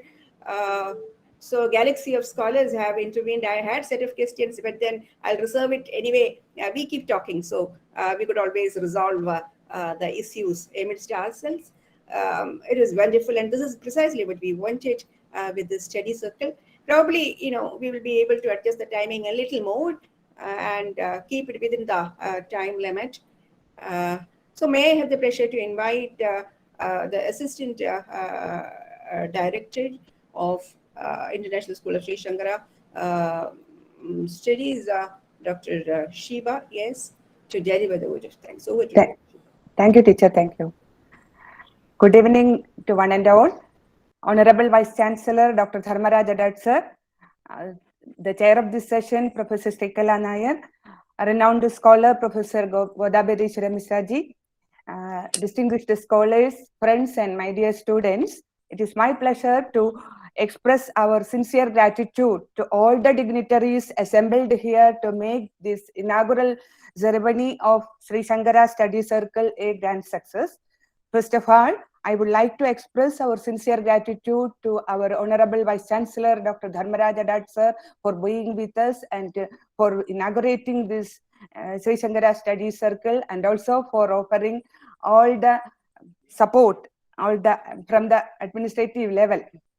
On behalf of the International School for Sri Shankaracharya Studies, we express our sincere gratitude to you, sir. Now, let me express our sincere thanks to the respected Director of Sri Shankaracharya International School for Sri Shankaracharya Studies, Professor Srikala M. Nair, for chairing this session and also for presenting a detailed account of the academic activities of ISS. Thank you, ma'am.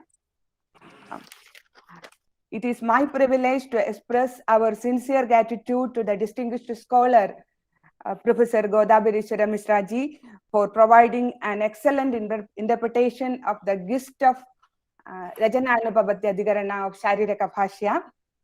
Thank you, sir, for your excellent interpretation. Our special thanks to the senior professors like Professor Melkotor Sridharji, Professor Kumbarji, Professor Devasya, our renowned Professor Ramakrishna Bhatta sir, our CM Neelakandan sir, Professor K.N. Neelakandan Alayadu sir, and others for initiating a wonderful debate. On behalf of the ISSS and on behalf of the Sri Shankaracharya University of Sanskrit Kaladi, we express our sincere gratitude to all the scholars. Several senior professors and my colleagues and my dear research scholars joined this session for making this a grand success. On behalf of ISSS and on behalf of Sri Shankaracharya University of Sanskrit Kaladi, we express our sincere gratitude to all the participants. Let me express my sincere gratitude to our Assistant Director, Dr. Sangameshan sir, for welcoming the audience. Thank you, sir, for your welcome address.